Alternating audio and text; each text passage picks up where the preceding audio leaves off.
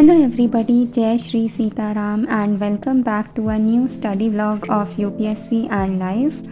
तो आज का व्लॉग वहीं से शुरू हो रहा है जहाँ पर लास्ट व्लॉग ख़त्म हुआ था।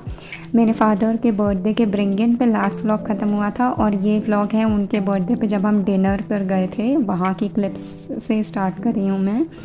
तो ये थी 7 अगस्त की नाइट और 8 अगस्त को हमें जाना था एक रुद्राभिषेक में। मेरी बेस्ट फ्रेंड के घर पे रुद्राभिषेक की पूजा थी, तो नेक्स्ट दिन हमें वहाँ पर जाना था। तो रात में आकर के मैं सो गई थी और ये है नेक्स्ट डे की क्लिप्स रुद्राभिषेक से वापस आने के बाद की, जहाँ पर मैं अपने पढ़ाई के लिए बैठी थी। मैंने ये व्लॉग बहुत ही छोटी छोटी क्लिप्स में शूट करा है क्योंकि ऐसी कोई रूटीन पढ़ाई मेरी हो नहीं पाई थी। सुबह उठ के ही हमें तुरंत रेडी होके वहाँ पर जाना था पूजा में, और फिर लौट के आकर जब मैं पढ़ने बैठी तो उसके बीच का मैंने कुछ शूट किया नहीं था। और यहाँ पे मैं पढ़ते पढ़ते साथ में मैं अपने भाई को भी पढ़ा रही हूँ जिसका था नेक्स्ट डे इकोनॉमिक्स का एग्ज़ाम।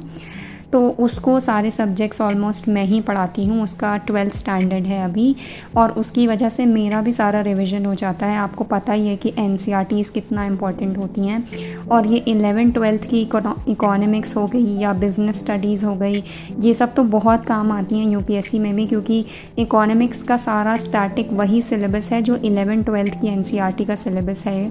तो ये मुझे उसको पढ़ाते पढ़ाते मेरा भी बहुत अच्छा रिवीजन हो गया इकोनॉमिक्स का। एक ही दिन में सारा सब्जेक्ट उसको रिवाइज़ कराना था, पूरा बुक। तो मेरा भी पूरी 11th 12th की बुक की रिवीजन हो गई साथ साथ में, और मैं भी साथ साथ में अपने टेस्ट की प्रिपरेशन कर रही थी। मेरी जो मैम है जिनसे मैं गाइडेंस ले रही हूँ, उनको उसी दिन एक टेस्ट लेना था मॉडर्न हिस्ट्री का और ज्योग्राफी का कंबाइंड। तो मैं साथ ही साथ रिवीजन भी करती जा रही थी और उसको पढ़ाती भी जा रही थी।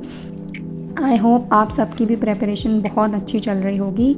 ऑलमोस्ट 75 to 80 डेज़ में UPPCS प्री नज़दीक आ चुका है और अब इट इज़ पीक टाइम कि आपका सिलेबस ख़त्म हो जाना चाहिए और उसका रिवीजन स्टार्ट हो जाना चाहिए, क्योंकि इतना फैक्चुअल पार्ट है, आपको एटलीस्ट उसको 3 बार रिवाइज़ करना ही करना है।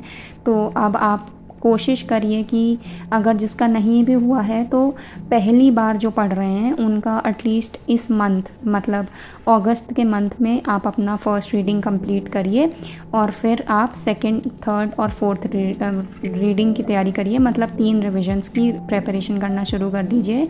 उसकी प्लानिंग कर लीजिए कि किस तरह से आपको 3 रिविज़न सितंबर और अक्टूबर के मंथ में कंप्लीट करनी है। अक्टूबर में भी 15 अक्टूबर तक आपका सब कुछ हो जाना चाहिए, क्योंकि उसके बाद पैनिक मोड ऑन हो जाता है। फिर क्या समझ आता है क्या नहीं समझ आता कुछ नहीं पता। और यहाँ पे बस मैं उसको पढ़ाती जा रही थी, उससे सारा जो भी उसने याद किया था उससे सुनती जा रही थी ओरली, और उसको बाकी कुछ कॉन्सेप्ट समझा रही थी। जैसे कि वो सारे कॉन्सेप्ट्स होते हैं ना, ओपन मार्केट ऑपरेशंस और नेशनल इनकम, ये सारे कॉन्सेप्ट थोड़े कन्फ्यूजिंग उसको लग रहे थे, वही मैं उसको समझा भी रही थी और साथ साथ मेरा भी रिविज़न हो जा रहा था।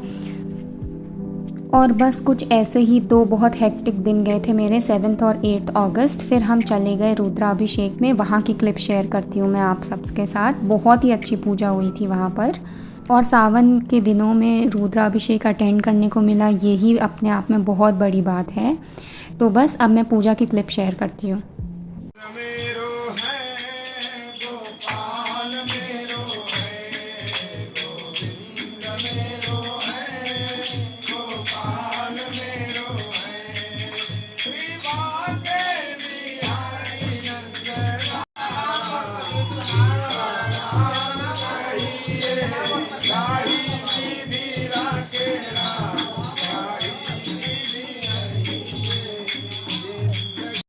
सो बस आप मेरे इस व्लॉग को एक अपडेट व्लॉग की तरह ले सकते हैं कि मेरी लाइफ में 7 और 8 अगस्त को क्या क्या हुआ।